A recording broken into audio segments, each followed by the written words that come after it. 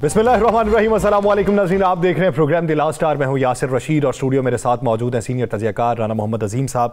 नाज़रीन, अगर आज देखा जाए तो कल की जो गुफ्तगू थी या कल की जो कहानी थी या कल की जो पेशरफ थी, आज किसी न किसी हद तक उसकी तरदीद हुई। मुज़ाकरात के पहले राउंड के हवाले से ज़रा ये खबर बता रहे थे कि पहला राउंड हुआ है और पहले राउंड के नतीजे में कुछ गुफ्तो शुनीद हुई और TORs के ऊपर बातें हुई, लेकिन फिर आके वज़ीर इत्तलात ने उसकी तरदीद कर दी और उसके बाद गुफ्तगू ये मंजर आम पे आई पार्लियामान के फ्लोर के ऊपर कि मुलाकातें तो हुई लेकिन उन मुलाकातों में रस्मी तौर पे इस पे कोई बात ना हो सकी। असद कैसर साहब ने भी ये कह दिया कि बाज़ाब्ता तौर पे मुज़ाकरात नहीं हुए, लेकिन मुज़ाकरात के इस पूरे मंजरनामे को लेके अगर गुफ्तगू शुनीद हो रही थी तो उसके इम्कानात देखते हुए ये गुफ्तगू की जा रही है या हिफ्ज़े मा तकद्दुम अभी ये बात की जा रही है? क्योंकि बहुत सारी खबरें ये भी हैं कि मुज़ाकरात को लेके या TORs को लेके या अपना कदम बढ़ाने या अपना हाथ मिलाने के हवाले से बेशुमार लोगों में तहफ़्फ़ुज़ात हैं।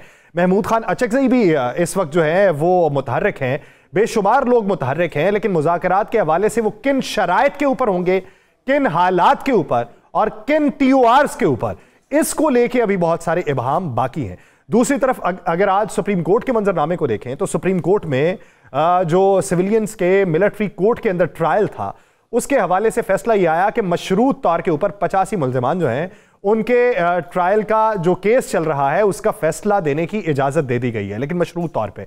जस्टिस अमीनुद्दीन खान साहब की सरबराही में 7 रुकनी बेंच जो था उसने समाअत की, बेशुमार सवालात पूछे गए। जस्टिस जमाल खान बंदुखेल ने पूछे, जस्टिस आयशा मलिक साहिबा ने सवालात पूछे और उन सवालात पे ख्वाजा हारिस साहब से पूछा गया जो वजारत दिफा के वकील के तौर पर पेश हुए थे, उनसे सवालात पूछे कि क्या इससे आर्टिकल 8 जो है उसका जो एक क्लॉज है वो मुतासर तो नहीं होगी। फिर यह पूछा गया कि हक दिफा किस तरीके से दिया जाता है, लेकिन इस सब के बाद उन्हें इजाज़त दे दी गई है कि वो फैसले सुना लें और इससे ये होगा कि जिनकी बर्रियत होनी है उनकी बर्रियत हो जाएगी और जिनको सजाएं सुनाई जाएंगी वो सजाएं पाने के बाद वो आम जेलों के अंदर मुंतकिल हो जाएंगे, वो मिलिट्री की हिरासत के अंदर नहीं रहेंगे। तो ये मंजरनामा। और दूसरा एक अहम खत जो है वो जस्टिस मंसूर अली शाह साहब ने जुडिशल कमीशन के चेयरमैन जस्टिस याह्या अफरीदी साहब को लिखा है, जिसके अंदर उन्होंने पहले तो तहफ़्फ़ुज़ात का इजहार किया, गिले किए बाकायदा तौर पे जो 26वीं आईनी तरमीम है और उसके तनाजुर में जो जुडिशल कमीशन की हैयत बनाई गई उसके ऊपर। फिर उन्होंने जजेस की तकर्री के हवाले से सिफारिशात भी पेश की हैं कि जज को अगर तकर्रुर करना है तो उसका बैकग्राउंड देखें, उसके आमदन के असासाजात देखें और फिर उसका मवाजना करें और फिर बार से मशवरा लें, शफाफियत को यकीनी बनाएं, उससे सवालात पूछें जो केसेस के हवाले से हों। तो ये किस हद तक काबिल अमल है, इसी पे बात करेंगे। तो लेकिन मुज़ाकरात के हवाले से असद कैसर साहब का जो कहना है वो ज़रा गुफ्तगू मुलाहिज़ा कर लें कि असद कैसर साहब ने मुज़ाकरात के हवाले से क्या मौक़िफ़ अपनाया है जिससे आगे का पेशखामा जो है उसका इंतज़ा हो सकेगा। 24 नवंबर 2024 के हवाले से जो सान्या हुआ है उसके ऊपर जुडिशल कमीशन बनना चाहिए। इसके साथ साथ जो हमारा 9 मई हुआ था उसके ऊपर भी जुडिशल कमीशन, ये हमारी डिमांड है। सिविल डिसओबीडियंस के हवाले से हमारे जो डिमांड्स है उसको यह पूरा नहीं करती। अभी आपने देख लिया हुकूमत की रवैया कि वो मजाक कर रहे हैं, ड्रामे कर रहे हैं और कि ये मुज़ाकरात के लिए भीख मांग रहे हैं।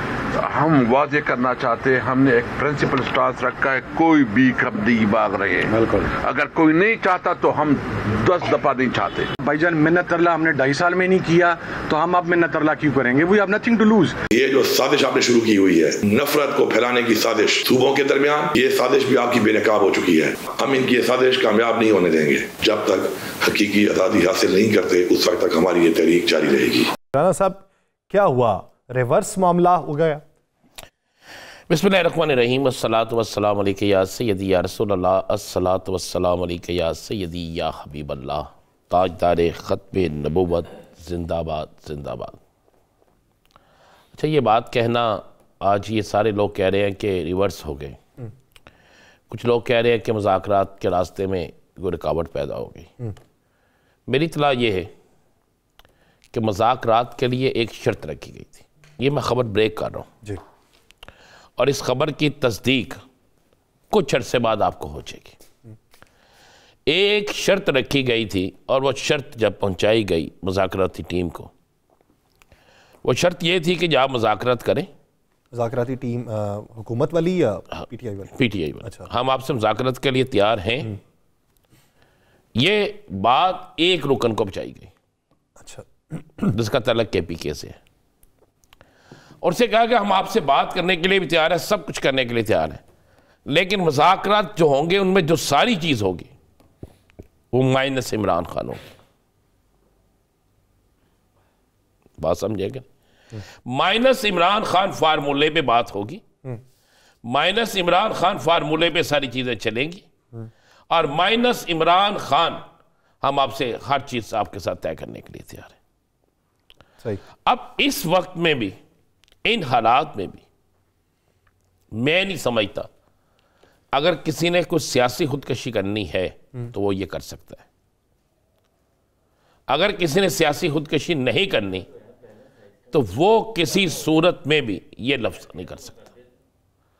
अब तहरीक इंसाफ के अंदर बैरिस्टर गौहर हो, बैरिस्टर सैफ हो, या कोई भी और शख्स हो, वो ये हमाकत नहीं करेगा, वो ये सियासी खुदकशी नहीं करेगा कि जिससे तहरीक इंसाफ से उसकी मुकम्मल छुट्टी हो जाए। ये मैं आपको 100% बता रहा हूं बात, कि ये तय हुआ कि माइनस के फार्मूले पे आके काम रुक गया। अब मैं आपको एक और खबर ब्रेक कर दूं, 48 घंटों में हो या 72 घंटे, इससे ज़्यादा टाइम नहीं लगेगा, एक सरकारी जुम्मेदार जो है वो खुडेलैन हो जाएगा इस्लामाबाद से।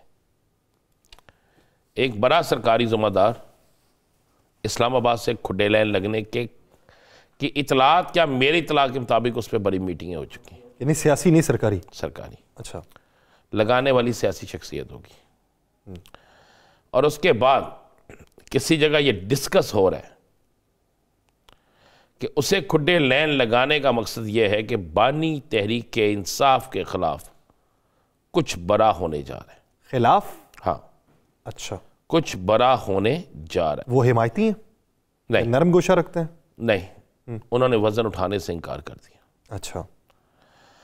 ये चीज़ें आपको बताने का मकसद है कि ये 3 खबरें ऐसी हैं जो बज़ाहिर अभी मीडिया में नहीं आई, लेकिन हम पीर वाले दिन जब प्रोग्राम दोबारा करने आएंगे इंशाअल्लाह, तो उस वक्त हम ये क्लिप भी दिखा सकेंगे और चीज़ें सामने भी आ चुकी होंगी। और एक बात आप ज़हन नशीन कर लें, लिख के रख लें इस बात को भी, आखिर मुज़ाकरात होने हैं, और इस मुज़ाकरात के अलावा ना कोई रास्ता है, ना कोई रास्ता हो सकता है, और ना ही कोई रास्ता होगा। और किसी सूरत में भी, चाहे आप 111 बंदों को तैयार कर लें, 611 बंदों को तैयार कर लें, माइनस इमरान खान फार्मूला किसी सूरत कामयाब नहीं होगा। ये ना पंजाब में ना KPK में। 2 लोगों को इन्होंने मनाया तो है, मैं अब उन 2 लोगों के नाम नहीं लूंगा इस वक्त, आप 1-2 दिन में जायजा लीजिएगा कि वो 2 कौन से लोग हैं कि जिन पर FIR भी हो तो पुलिस उनकी तरफ नहीं जाएगी। वो 2 कौन से लोग हैं कि जिन्हें किसी साजिश का मुल्ज़म भी करार नहीं दिया जाता, उन्हें मनाया गया है PTI में। हाँ हाँ, उन्हें मनाया गया है। वो तो बड़े ओहदे वाले हैं। चलें, जो भी है, मैं कह रहा हूँ कि अभी मैं नाम इसलिए नहीं लेना चाहता यासर, कुछ चीज़ें छोड़ देनी चाहिए ना, वो वक्त के साथ सामने आ जाती हैं। तो 2 लोगों को मनाया गया है, उन्हें टास्क दिया गया है कि आप बाकी भी एक अच्छी खासी टीम तैयार करें, लेकिन मेरे पास इतला ये है कि वो खुद इतने डरे हुए हैं कि वो जहाँ से मान के निकलते हैं ना, तो 1 या 2 घंटे बाद उनके इर्द गिर्द के लोग उन्हें कहते हैं जनाब ये आप अपना सियासी फैसला वापस ले, इससे किसी सूरत आपकी कबूलियत नहीं होगी, ना मकबूलियत होगी ना कबूलियत होगी, बल्कि आपको रजू करना पड़ जाएगा। फिर राणा साहब, वो 2 अफराद जो हैं उनका सियासी बैकग्राउंड तो बहुत ज़्यादा ताकतवर नहीं है। नहीं है, तो वो फिर टीम कैसे बना सकते हैं? इस मुल्क में कभी ताकतवर शख्सियत के हाथों टीम बनी है? टीम हमेशा कमज़ोर के हाथों बनाई जाती है, ताकि जब वो टीम बना ले, ताकि उसे जो टीम दी जाए वो वही रखे और उसके बाद वो सारी बातें उसी तरह माने जिस तरह उससे मनवाई जाए। हम किस दुनिया में रहते हैं?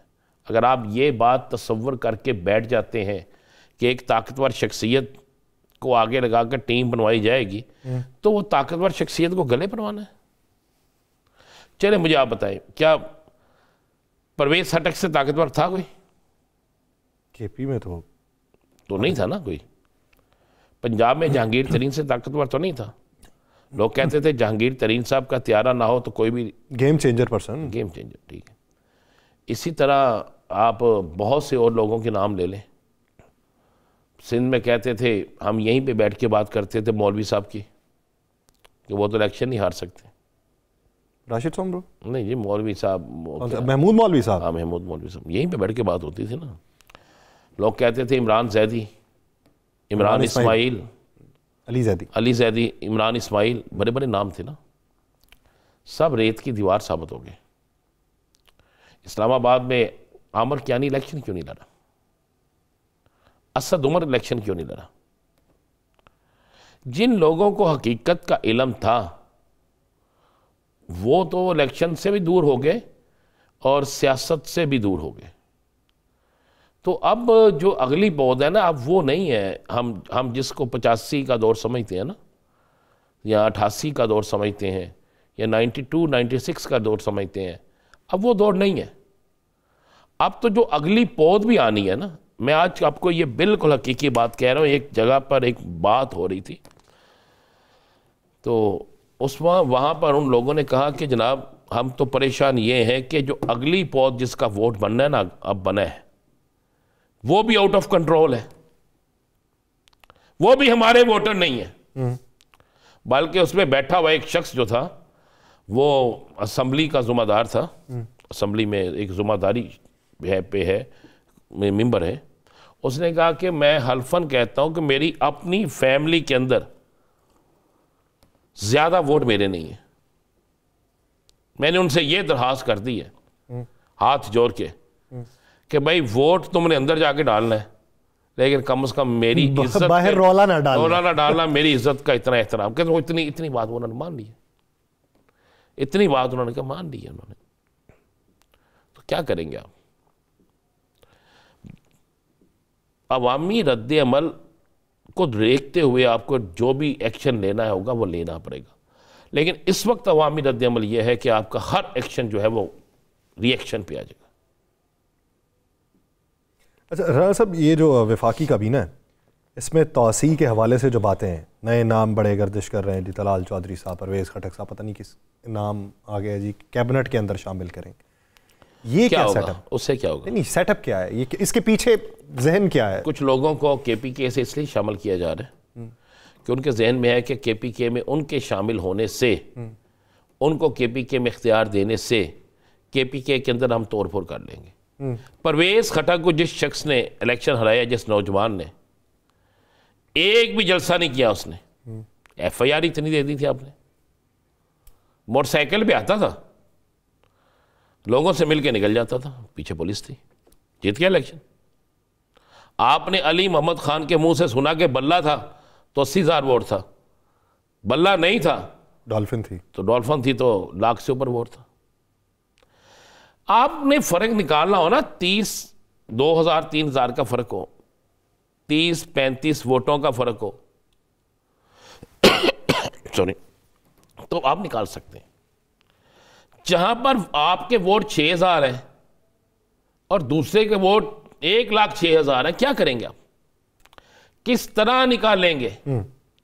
तो इसलिए यासिर साहब एक बात ज़हन नशीन कर लें, जब आप तवाज़न, ताकत का तवाज़न बिगाड़ते हैं ना, तो नुकसान आपको होता है। जैसे ही तराजू में एक तराजू है ना, उसको तोलना ना आपने, तो बराबर रखना पड़ेगा। अगर आप कहते हैं नहीं डंडी मारनी है, तो डंडी मारने के लिए थोड़ा सा वजन जरा करना पड़ेगा। और अगर आप ये तस्वर कर लें कि उसमें पूरी एक ईंट रख देंगे और उस ईंट के आने से बिल्कुल तराजू नीचे चला जाएगा, तो हर शख्स को पता चलेगा कि तराजू का वजन जो है ना, ये बिल्कुल खराब हो गया। ये नहीं होता, ये ना चलता है, ना चलना चाहिए ना होता। दूसरी बात है कि अब आप किस तरह कर रहे हैं। आज के दिन जो ईवान सदर से बात जारी हुई है, उसके बाद तो आपने मौलाना फजलुर रहमान को मट्टी कर दिया ना। तो फिर आप ये तवक्को रखें कि किसी की सियासत आप ख़त्म कर रहे हैं और वो अपनी सियासत को ख़त्म होने देगा, मुमकिन नहीं है। चलें वो इस पर वफाकी हुकूमत का मौक़िफ़ क्या है। एक ब्रेक के बाद वज़ीर आज़म के कोऑर्डिनेटर राना एहसान अफजल साहब हमें ज्वाइन करेंगे। नाज़रीन कहीं नहीं जाएगा, स्टे विद अस।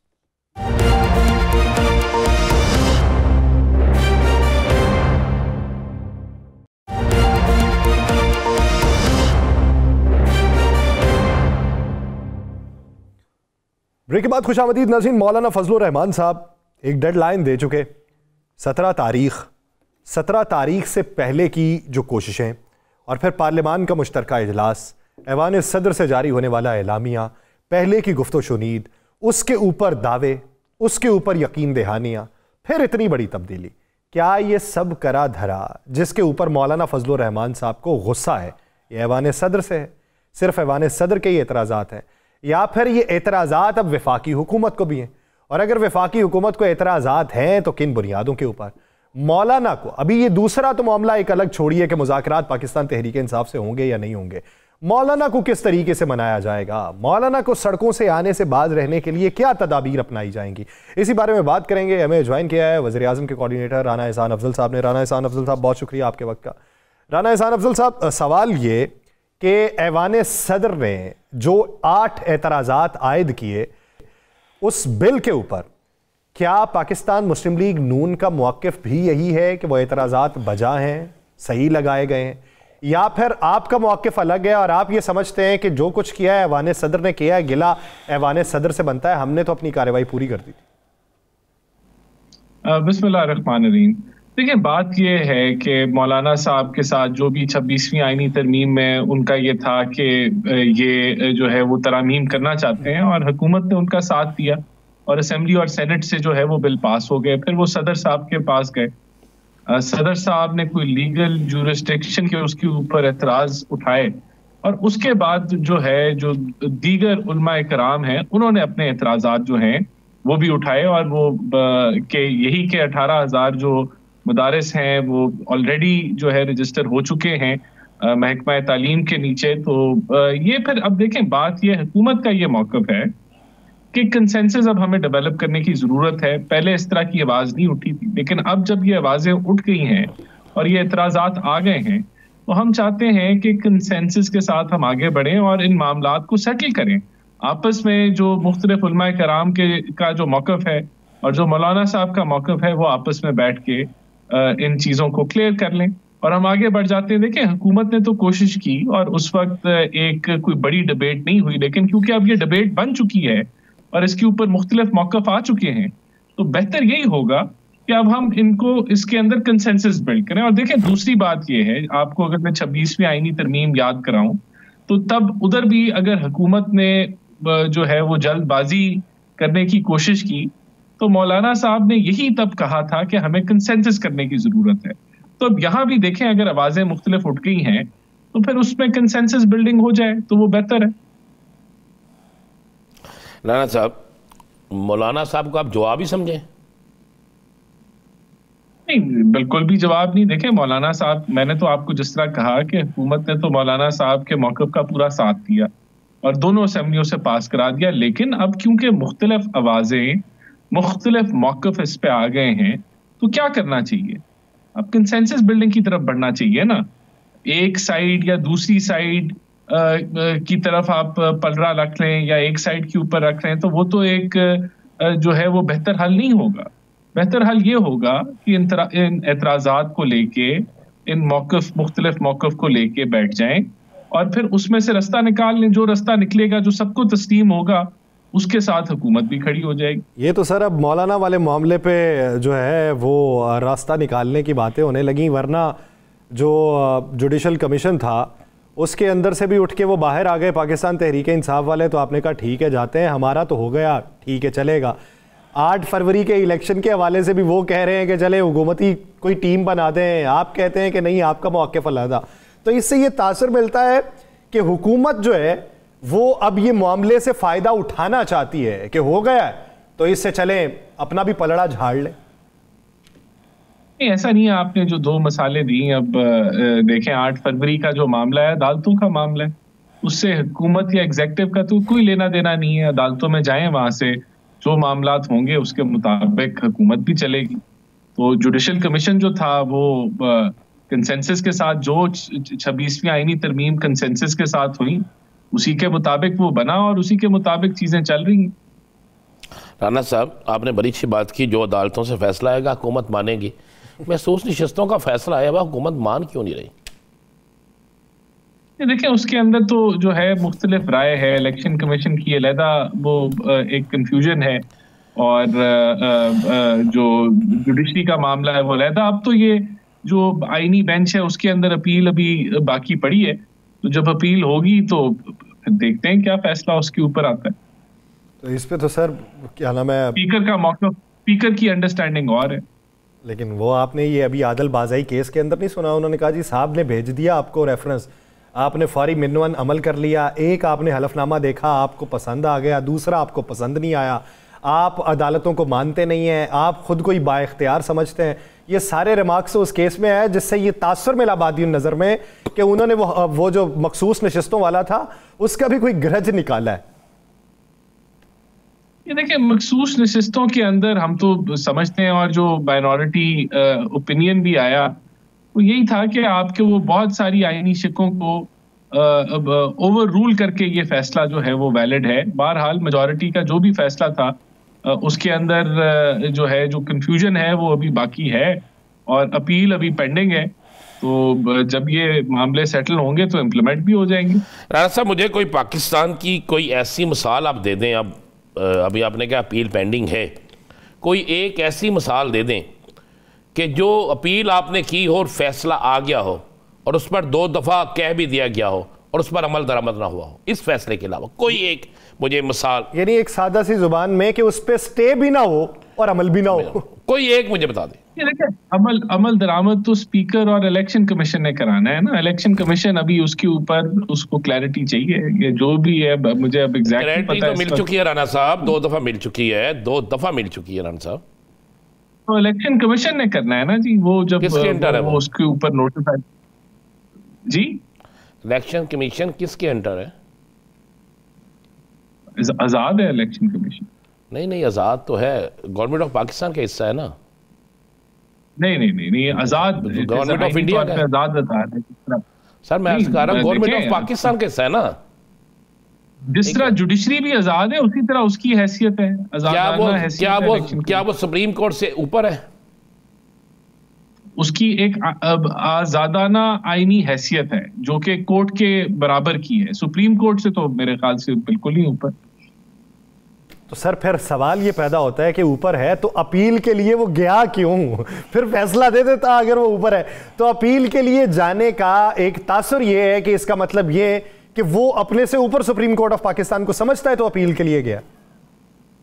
देखिए, बात ये कि जो इलेक्शन कमीशन का काम है ना, जब वो जो भी नोटिफाई जैसे भी करेगा तो उसके मुताबिक इम्प्लीमेंटेशन हो जाएगी। अच्छा राना साहब, ये बताइए कि ये जो पाकिस्तान तहरीक इंसाफ से मुज़ाकरात के हवाले से बात हो रही थी, वो पहले कहते हैं कि हमारे बारे में ये कहा जाता था कि मुज़ाकरात नहीं करते, अब हम मुज़ाकरात के लिए टीम को तश्कील दे चुके हैं, तो अब हमें तासुर ये दे रहे हैं कि भीख मांग रहे हैं, NRO चाहते हैं। तो ऐसी बात है तो फिर हम 10 बार मुज़ाकरात नहीं चाहते। तो फिर इस तरह का तासुर हुकूमत क्यों दे रही है? हुकूमत का रवैया तो नर्म होना चाहिए ऐसे मामलात के ऊपर। देखिए, हुकूमत का एक असूली मौक़िफ़ है, हुकूमत के दरवाजे मुज़ाकरात के लिए खुले हैं, लेकिन ये नहीं हो सकता कि आप एक पाकिस्तान की तारीख का पुरतशद्दुद तरीन एहतजाज करें जिसमें आप पुलिस वालों को भी जख्मी करें, उनको शहीद भी करें, रेंजर्स को भी शहीद करें, उनकी जो है वो गाड़ियां भी जला दें, आप शेल भी मारें, और फिर आप एक झूठा, उसके बाद जब फेल हो जाए, फ्लॉप हो जाए आपका जो प्रोटेस्ट है, तो फिर आप एक झूठा बयानिया बनाएं कि रियासत ने गोली चलाई है, जबकि रियासत ने कोई गोली ना चलाई, और आप दुनिया भर में ये प्रोपेगेंडा करें। और जब वो आपका ये सारी जो काविश है वो फ्लॉप हो जाए, तो अगला आप ये कहें कि अब हमारी अगली शराइत अगर आपने नहीं मानी तो हम जो है वो सिविल नाफरमानी शुरू कर देंगे। तो मेरे ख्याल से ये ब्लैकमेल और ये रियासत को जो है वो, और पाकिस्तान के मफादात को जो है उनके खिलाफ जो है वो प्रोग्राम बनाना और प्लानिंग करना और फिर कहना कि अगर आपने हमारी बात ना मानी तो हम जो पाकिस्तान की मईशत है उस पर हमलावर हो जाएंगे। तो मेरे ख्याल से इस ब्लैकमेल को तो रद्द कर देना चाहिए ना। पहले आप अपनी जो प्रोपेगेंडा आप कर रहे हैं उसको खत्म करें, और जो आपने कॉल दी है सिविल नाफरमानी की वो खत्म करें। तो हुकूमत के दरवाजे तो खुले हैं, लेकिन ये नहीं हो सकता कि आप झूठ भी बोलते रहें, आप धमकियां भी लगाएं, आप ब्लैकमेल भी करें और आप कहें कि अगर नहीं करेंगे तो फिर मामला जो है वो हम सिविल नाफरमानी में ले जाएंगे। तो ये बुनियादी वजह है कि हुकूमत समझती है कि अब इस जो पिछला फ्लॉप शो था इनका 26 नवंबर का, उसके बाद अब गुंजाइश नहीं है कि अब फर्दर हुकूमत ब्लैकमेल हो और जो है वो इनकी शराइत ना मानी जाए तो सिविल नाफरमानी हो जाए। ये कर लें, अपना शौक पूरा कर लें जो इन्होंने करना है। अच्छा राना साहब, हम ये कह लें, अब समझें क्या हुकूमत ने मुज़ाकरात के दरवाजे बंद कर दिए? नहीं, बिल्कुल भी नहीं, हमारे दरवाजे खुले।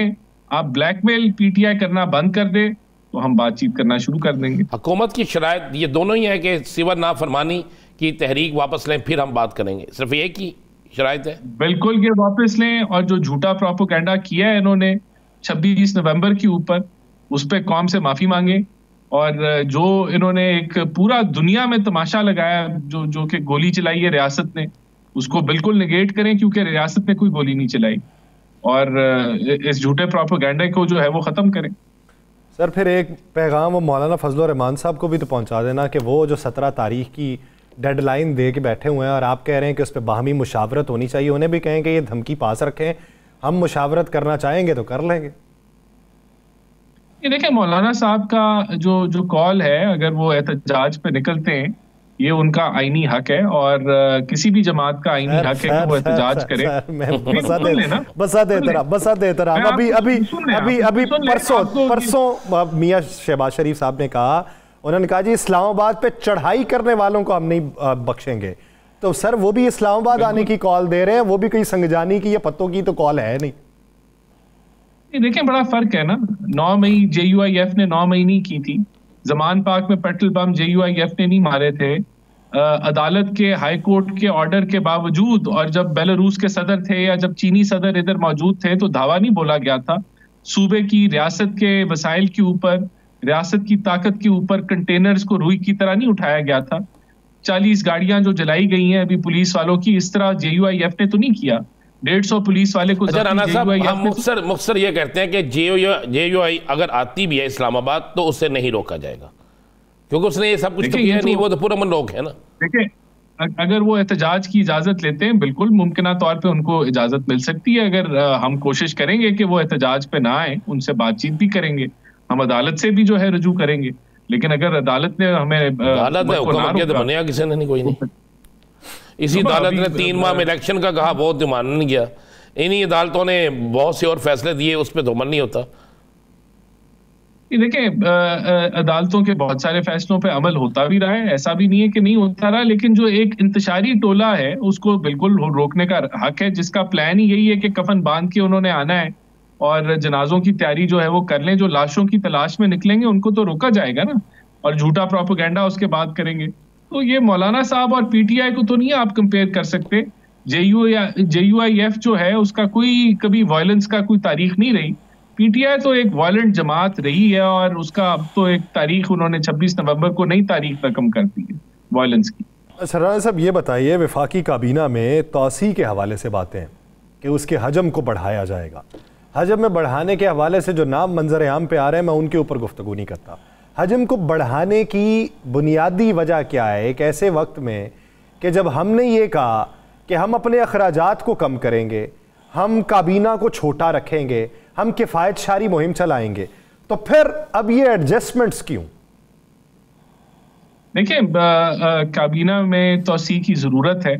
बहुत सारा काम जो है एक फेडरल मिनिस्टर के लिए मुश्किल होता है कि वो पार्लियामेंट में कमेटीज़ में भी अपनी वजारत को जो है वो दफा करे और फिर जो है वो मुख्तलिफ मामलात को भी वो देखें।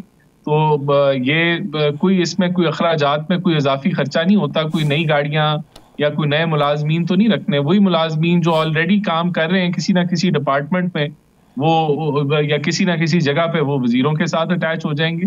तो कोई नए दफ्तर तामीर करने, दफ्तर भी पहले मौजूद हैं, वहाँ मुलाजमीन भी काम कर रहे हैं, लेकिन ये इससे एफिशिएंसी बढ़ेगी और ज़रूरत है। बहुत सारी वजारतें हैं, कोई 8-9 वजारतें हैं जो वज़ीर आज़म साहब चला रहे हैं और इस तरह मामला बहुत उनके लिए भी हेक्टिक हो जाता है।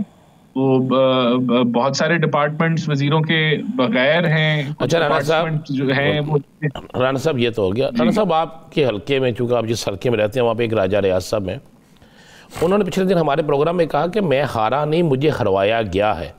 तो हमने सवाल पूछा, आप तो बड़े प्यारों में होते हैं, उनकी बात को हम दुरुस्त समझें या गलत समझें? देखेंगे तो उनको पता है। देखो राना साहब जवाब दे रहे हैं, राना साहब जवाब दे रहे हैं। राना साहब ये वो हड्डी है जो न निगली जा सकेगी ना उगली जा सकेगी। मेरे उनसे ये मुझे ये नहीं समझ उनको किसने हराया, ये उनसे पूछना था कि उनको हराया किसने। कहता जिसने उनको जिताया कि उसने उन्होंने इल्जाम उन पे लगाया जिन पे आप समझ जाए। अच्छा, उन्होंने हरा दिया। तो वो तो मैं समझता था कि उनके साथ बड़े अच्छे तल्लुकात थे उनके, तो मुझे ये बात समझ नहीं आई। उन्होंने कहा कि मेरे हल्के के लोगों से पूछ ले, हमने सोचा कि आपसे पूछ ले। तो आप मेरे ख्याल से जो है इलेक्शन ओवरऑल अगर किसी को उनसे ये पूछ लें कि अगर उनको हराया गया है तो क्या उन्होंने इलेक्शन कमीशन में कोई दरखास्त दी है, कोई ऐसी कि जिसके ऊपर उनकी कार्रवाई नहीं हो रही? इसी से पता चल जाएगा कि वो ठीक कह रहे हैं या गलत कह रहे हैं। अगर तो उन्होंने चैलेंज किया हुआ है इलेक्शन, तो फिर इसका मतलब है कि कोई उनको कोई मसला जो है वो है इलेक्शन के रिजल्ट से। और अगर चैलेंज नहीं किया हुआ तो इसका मतलब है उन्होंने तस्लीम कर लिया। फिर उनको अगर उन्होंने तस्लीम कर लिया तो फिर उनको कुछ कहना नहीं चाहिए, फिर उधर कोई उठाना बनता नहीं है। बहुत शुक्रिया इस हवाले से वक्त देने के लिए राना एहसान। नाज़रीन एक शॉर्ट ब्रेक लेते हैं, उसके बाद वापस आएंगे। इसी सियासी मंजरनामे में बात की जाएगी, कहीं नहीं जाएगा। Stay with us.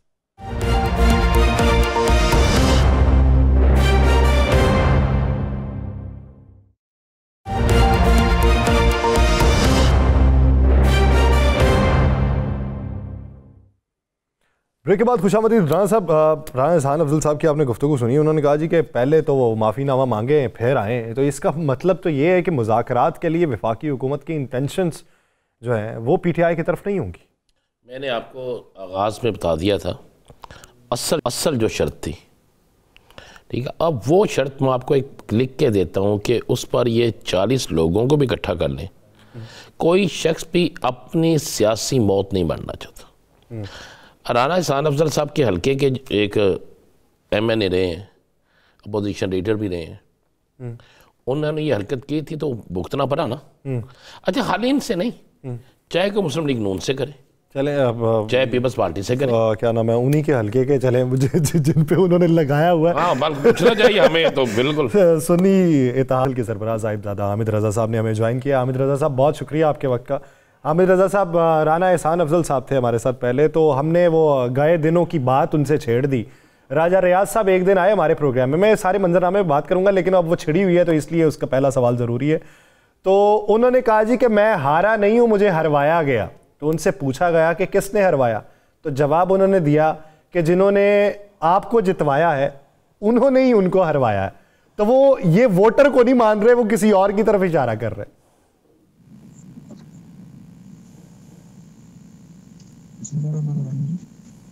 बहुत शुक्रिया। ये आप स्टेटमेंट राजा रियाज साहब ने दी है जी? जी, राजा रियाज साहब ने दी। चलो जी, उनका तो मैं कह नहीं सकता। उनको पिछली मरतबा जिन्होंने जितवाया था, इस मरतबा उन्होंने जितवाने में रोल नहीं प्ले की। वही सीट है जो मेरे खानदान के पास चौथी मरतबा है जी। मेरे वालिद जहाँ से मैंने रहे हैं, उस वक्त किसने जितवाया था जी। और उस वक्त इस हल्के में मशहूर नारा था, ऊपर तीर नीचे तीर। और यही राजा रियाज साहब के जो एमएनएस थे मेरे वालिद के अगेंस्ट लूज करते रहे। हामिद भाई आवाज कम आ रही है, आपसे दोबारा राबिता बहाल कर, आवाज सुनाई देने में कुछ मसाइल का सामना। राना साहब, हामिद रज़ा साहब तो कहते जी जिन्होंने पहले जितवाया था अब उन्होंने किरदार अदा नहीं किया। देखिए यार सर, आप भी फैसलाबाद के हैं, लेकिन मैं चूँकि मेरा तो हल्का भी सेम है। सेम है। मैं हामिद रज़ा साहब के वालिद साहब से मेरा बड़ा पुराना तल्लक वास्ता, और मैं उनके चाहने वालों में शामिल होता हूँ। वो बड़े रहमत करें, अल्लाह उनको जन्नत में आला मुकाम दे। मेरा यकीन है कि वो जन्नत में है। तो मुझे पता है कि उनका हल्का अखबाब और उनका तर्ज सियासत वो ऐसा था कि आपको पता है कि कोई ये नहीं कह सकता कि उनको हराना आसान था। वो जिस बात पे खड़े हो गया उस पे खड़े हुए हैं, मसलक के लिहाज से, सियासत के लिहाज से और रसूल के लिहाज से।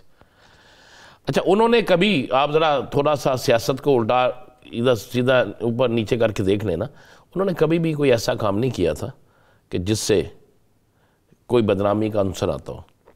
तो बहुत से लोगों ने तो ऐसे काम किए थे कि अच्छाई का अंसर नहीं आता था। तो लिहाजा ये बात जब उन्होंने की थी तो हमने तो एक बात के तौर पे पूछा ना, एक गवाही मिल गई राना एहसान अफजल साहब की जो उन्हीं की जमात के हैं। उन्होंने कहा नहीं, तो एक गवाही जो है वो जो उन्हीं की जमात के नहीं, उन्हीं के मुतासिरीन में से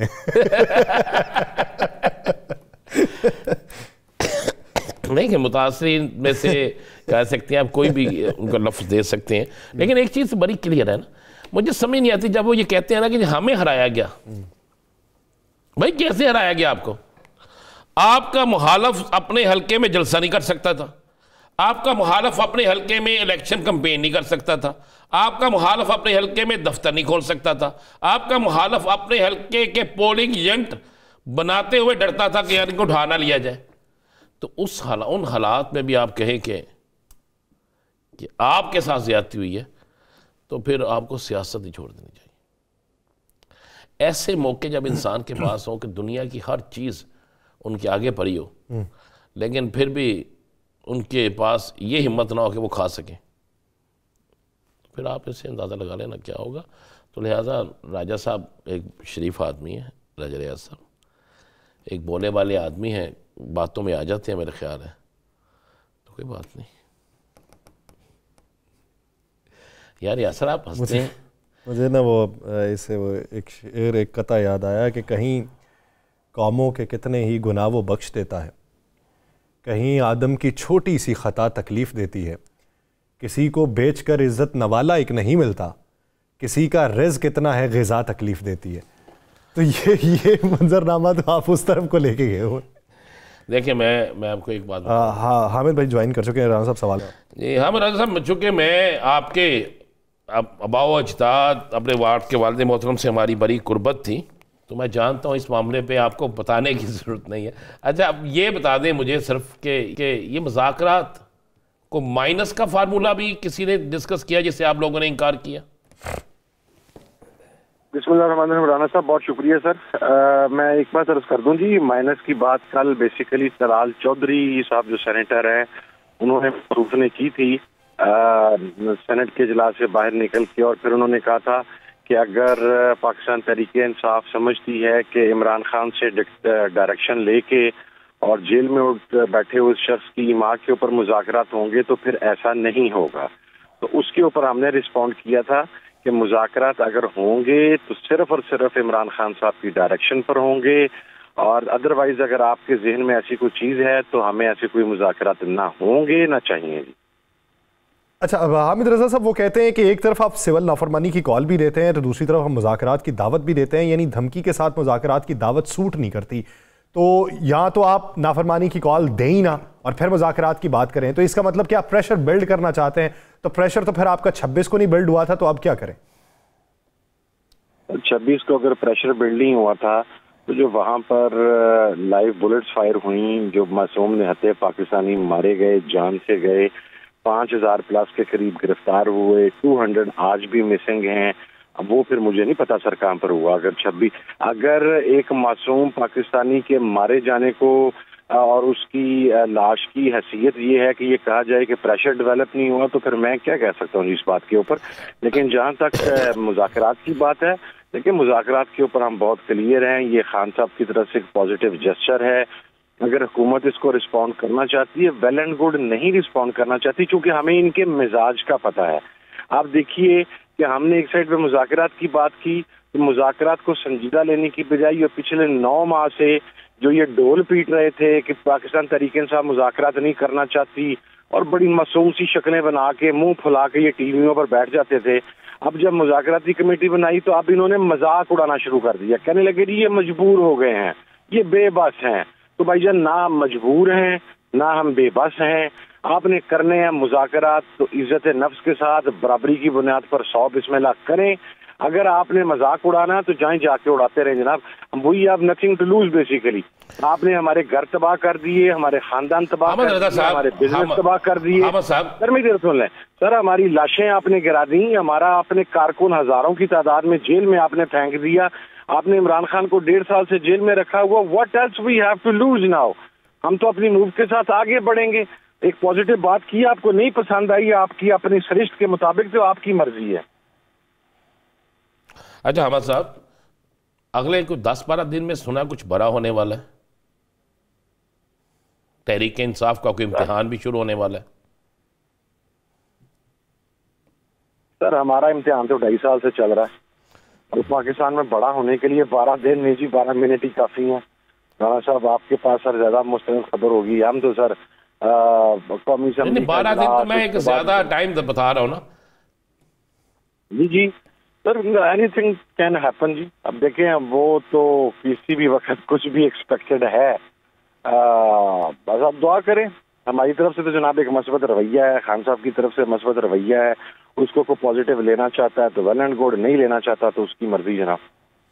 अच्छा सर, वो ख्वाजा आसिफ साहब कहते हैं कि जनरल बाजवा के एहतसाब की बात जो थी वो खान साहब ने चाल के तौर पे की थी कि अगर जनरल बाजवा का एहतसाब नहीं होता तो शायद जनरल फैज़ का एहतसाब भी टल जाए।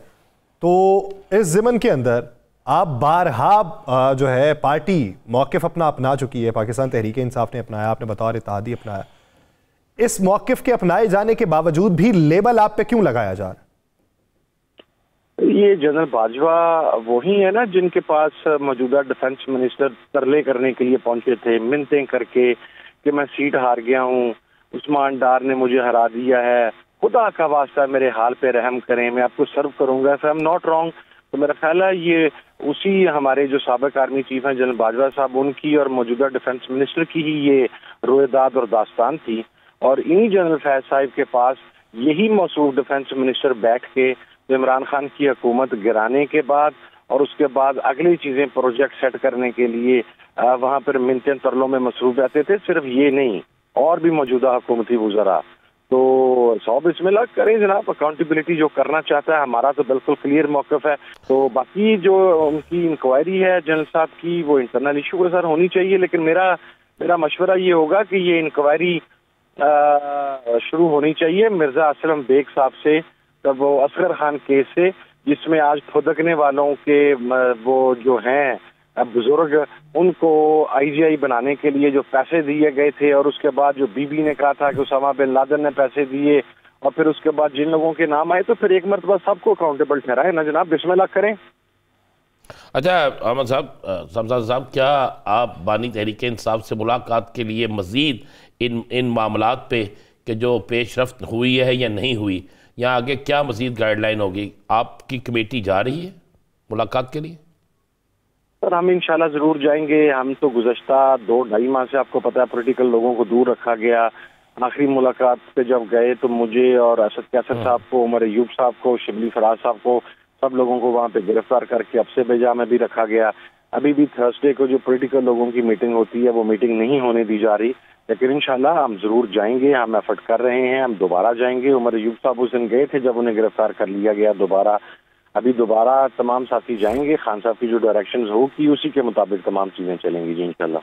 सर पॉलिटिकल लोगों को दूर रखा गया तो वकला जो हैं वो पार्टी के अहम ओहदों के ऊपर भी हैं, तो उनकी मुलाकातों में और पॉलिटिकल लोगों की मुलाकातों में फ़र्क क्या था?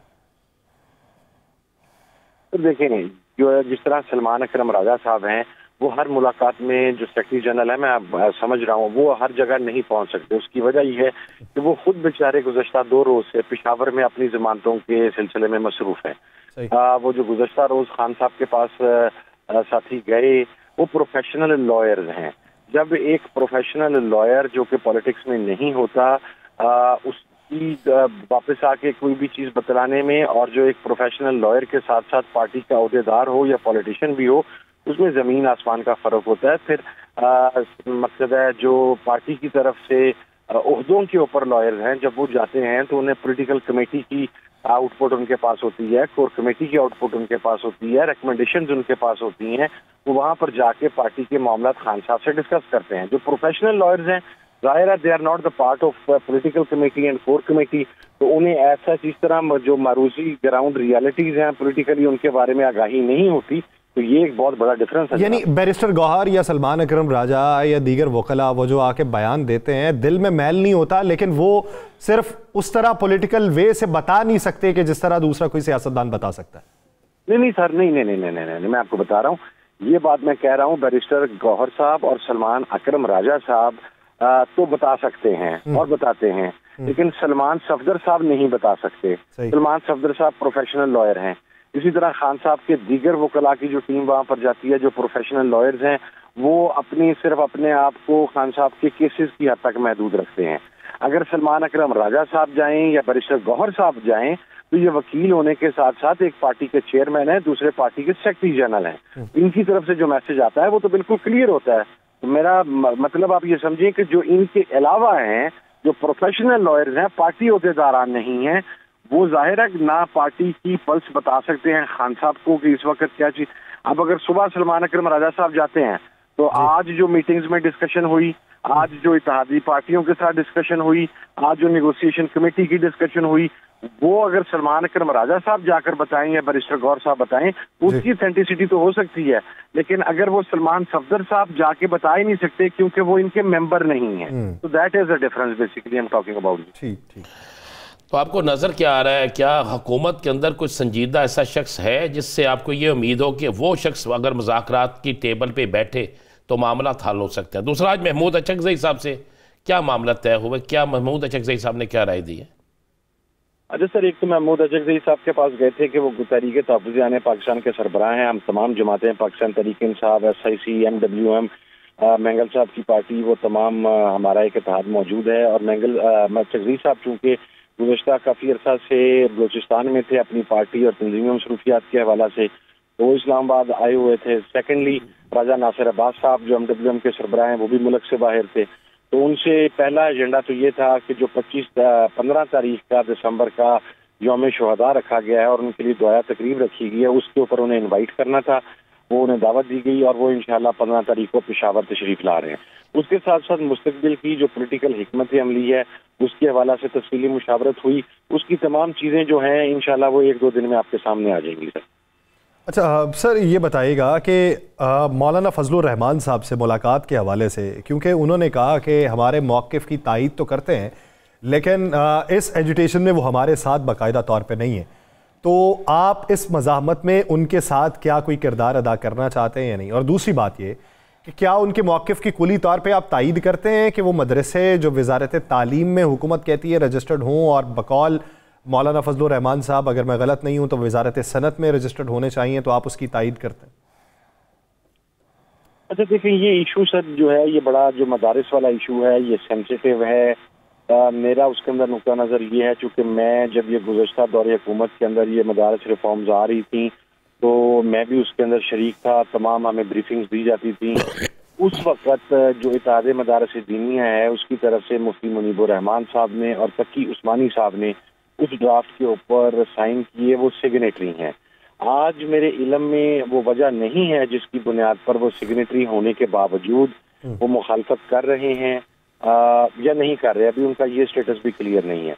जहाँ तक मौलाना साहब का ताल्लुक है, मौलाना साहब ने जो एक तजवीज़ रखी है कि जो मदारस या एजुकेशन बोर्ड अपने आप को एजुकेशन मिनिस्ट्री के साथ मुंसलिक रखना चाहते हैं उनको उसका इस्तेहकाक दे दिया जाए, जो अपने आप को SCCP के साथ रखना चाहते हैं रजिस्टर्ड उनको उनके साथ होने दिया जाए। तो इसके ऊपर चूंकि ड्राफ्ट नहीं है, हमने उनसे रिक्वेस्ट की है, वो ड्राफ्ट हमारे पास आएगा, उसको पढ़ने के बाद मैं ज़्यादा बेहतर तरीके से उसके ऊपर कमेंट कर सकूंगा। लेकिन जहाँ तक मौलाना साहब से राब्ते का ताल्लुक है तो बिल्कुल 26वीं आईनी तरमीम से पहले भी उनके साथ राब्ता हुआ था। अभी इसके ऊपर मेरा ख्याल है आज या कल के अंदर पॉलिटिकल कमेटी की तरफ से बाकायदा फैसला हो जाएगा और ज़रूर मुलाकात होगी। सियासी जमातों से राब्ते तो होते रहते हैं जनाब, क्यों नहीं होगी मुलाकात? ये एक इजलास होने जा रहा है, मुश्तरका पार्लियामेंट का इजलास, इसमें तहरीक इंसाफ प्रोटेस्ट करेगी, अपना मौक़िफ़ देगी या जाएगी ही नहीं? सर इसके ऊपर अभी डिस्कस नहीं हुआ। जो हमारे सामने चूंकि जो मुश्तरका इजलास हो रहा है उसका एजेंडा अभी तक हमारे सामने नहीं आया और जाहिर है उसका फैसला पाकिस्तान तरीके इंसाफ की पार्लिमानी बोर्ड जो है, जिसके अंदर तमाम पार्लिमानी नहीं पार्लियामेंट्री बोर्ड जो है, जिसके अंदर तमाम MNA शामिल हैं, वहां पर मुशावरत के साथ किया जाएगा। जब एजेंडा आइटम हमारे सामने आएगी तो इंशाल्लाह पार्लियामेंट्री पार्टी उसके ऊपर फैसला करेगी। जी सर, अब तक की सूरत हाल के मुताबिक तो लग रहा है कि मुज़ाकरात हुकूमत के साथ होते दिखाई नहीं दे रहे। आपकी डेडलाइन की तारीख भी करीब तर है, तो सिविल नाफरमानी उसके खदोखाल क्या होंगे? फेज़ पहला कब शुरू होगा और आखिरी फेज़ कहाँ तक जाएगा? तो सर उसके अंदर मैं एक बात अर्ज कर दूं जी कि जो सिविल नाफरमानी है वो बिल्कुल उसके ऊपर तमाम वर्किंग हो चुकी हुई है। उसके ऊपर जो मुतलका कुछ कमेटियां बनाई गई थी, कुछ रिकमेंडेशंस तैयार की गई थी, वो खान साहब तक भी पहुंच चुकी हैं। खान साहब की जो डायरेक्शंस थी वो भी पॉलिटिकल कमेटी को, कोर कमेटी को रिसीव हो चुकी हैं। उसके डिफरेंट फेजेस हैं। अब मसला ये है कि मैं चूंकि ऑन ओथ हूँ वो फेजेस तो बयान नहीं कर सकता, लेकिन सिर्फ इतनी बात कह सकता हूँ कि जो लोग ये गुमान कर रहे हैं कि इस तहरीक के कोई रिजल्ट सामने नहीं आएंगे, उनको मैं सिर्फ एक यकीन दहानी करवाना चाहता हूँ। आप तसल्ली रखें, इंशाल्लाह इसके रिजल्ट हमारी तवक्कुआत से भी 10 गुना ज्यादा आएंगे। इसका रिजल्ट आपकी तवक्कुआत से भी 10 गुना ज्यादा आएगा और ये फेजेस जो हैं वो वक्त के साथ ही आयां कर पाएंगे। बहुत शुक्रिया साहिबजादा आज़ा साहब इस हवाले से अपना वक्त देने के लिए। नाज़रीन, प्रोग्राम का वक्त खत्म हुआ चाहता है। मुझे और राना साहब को दीजिए इजाज़त। आपसे मुलाकात होगी पीर के रोज़। अपना बहुत सा ख्याल रखिएगा। अल्लाह निगहबान।